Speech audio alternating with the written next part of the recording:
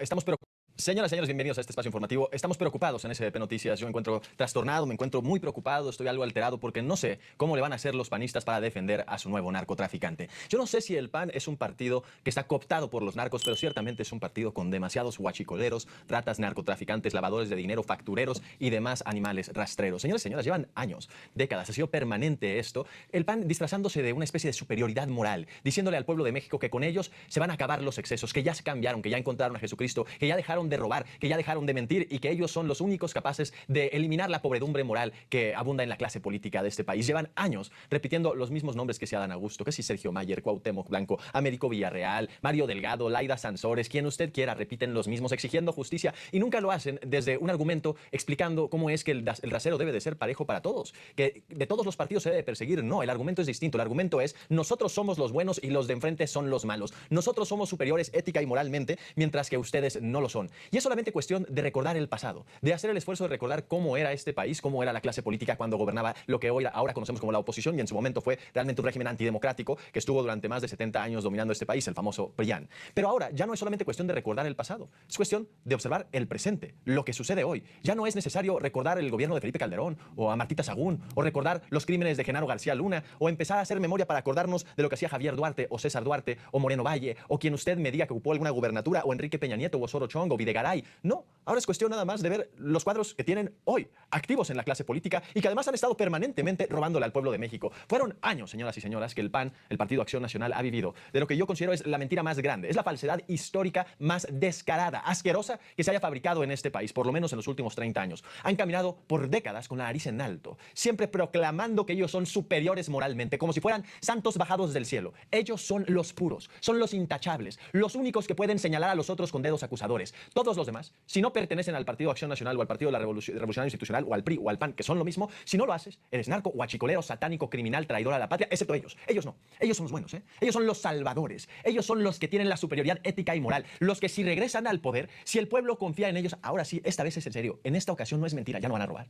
Ahora sí ya cambiaron. Ahora sí es promesa. Ahora sí van a gobernar con honestidad. Van a ser hombres y mujeres honrados. Y es una mentira. Es una mentira colosal. Es una mentira del tamaño del mundo. El pueblo tiene algo de memoria, carajo. La gente no olvida. Ellos lo pueden olvidar. Ellos pueden pensar que el pueblo es estúpido. Pueden pensar que el pueblo de México no recuerda las asquerosidades con las que dominaron este país, la cantidad de delitos a los cuales sometieron al pueblo de México, la cantidad de dinero que robaron, los pactos oscuros que realizaron, la cantidad de narcos con los que pactaron. Es posible que ellos piensen que el pueblo de México no se acuerda, pero el pueblo de México sí se acuerda. Y aún si es que hay alguien que no se acuerda, todavía están adentro de las filas del PAN, están adentro de las filas del PRI y en esencia de todos los partidos de la oposición. Porque cuando el PAN tuvo la oportunidad, cuando por primera y segunda vez llegaron a la presidencia de la República, ¿qué hicieron? Robaron todo lo que pudieron. Saquearon, privatizaron para sus amigos, le entregaron el país a los gringos. Aquí operaba la DEA. Felipe Calderón no fue presidente de un carajo. Le entregó todo al gobierno de George Bush. Permitieron que la corrupción que hoy denuncian en otros, nunca cambiaron. Solamente cambiaron el traje, cambiaron el discurso. Siempre han sido los mismos. Y hoy continúan siendo los mismos. Pueden cambiar los nombres, a lo mejor ya hay nuevos cuadros. Son igual de guachicoleros, son igual de criminales, son igual de delincuentes y de asesinos. Todos son cómplices y no condenan lo que está sucediendo. Y si hablamos luego de corrupción, por ejemplo, de lo que varios analistas en muchísimas notas, muchísimas columnas de opinión, comentarios editoriales han descrito como el peor escándalo de corrupción en la historia moderna de México, que tiene que ver con la corrupción relacionada al huachicol, al robo de combustible en esta nueva modalidad que es realmente robo y contrabando de combustible ilegal que cruza la frontera. Entonces tenemos que hablar del PAN.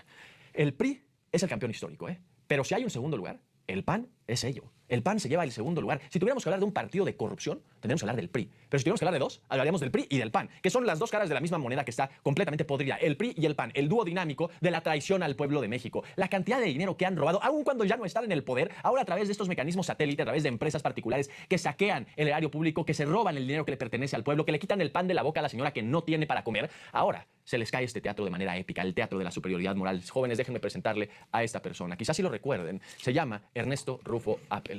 Tenemos a este delincuente criminal, financiador del narcotráfico, importantísimo panista. Ernesto Rufo Appel acaba de ser detenido ayer por la Fiscalía General de la República. Hay que dejar en claro que la mentira con la que nos van a salir es que Ernesto es un panista más, es uno más de varios cientos de miles que tienen ahí afiliados, apenas llegan a los 200,000, Morena tiene 12 millones de afiliados, pero no.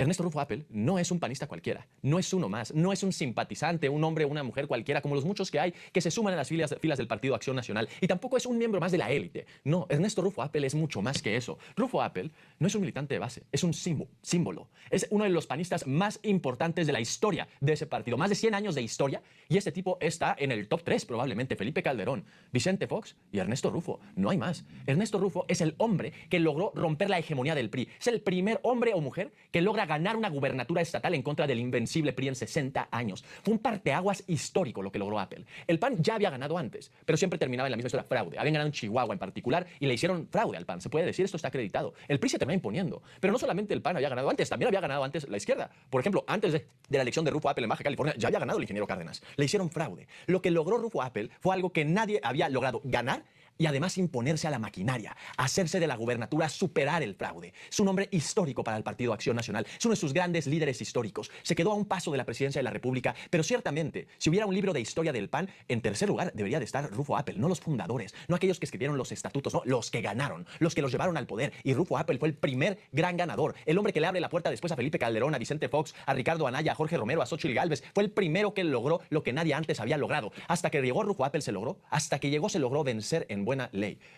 O eso por lo menos nos vendieron en su momento. Pero hoy sabemos la verdad.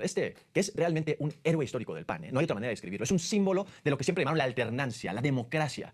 Rufo Appel era y es un huachicolero mayor. No solamente eso, Rufo Appel es el huachicolero más grande que conocemos en la historia de México. Es el delincuente más grande en la historia de México. Nadie jamás que tengamos conocimiento y que haya estado acreditado en una investigación criminal que la Fiscalía General de la República haya presentado jamás se había robado tanto dinero como Ernesto Rufo Appel. Es brutal. Y no solamente se roba dinero, sino que además todo el mundo sabe por qué es tan grande el tema del huachicol fiscal. No es solamente porque es un fraude, no es solamente porque es dinero que ya no entra a las arcas públicas, dinero que ya no se va a hospitales, a calles, a escuelas, a adultos mayores, a jóvenes que estudian absolutamente a nada, sino que termina en las bolsas de estas personas, sino además porque el huachicol fiscal es uno de los principales mecanismos de financiamientos del narco. Rufo Appel probablemente está metido hasta la cama en un amaciato brutal con el narcotráfico y de hecho también se ha denunciado desde hace décadas. Es un financiero del narco, es un huachicolero, es el huachicolero más grande que se ha detectado hasta ahora. Nadie ha robado tanto como Rufo Appel. Nadie ha saqueado tanto combustible como Rufo Appel.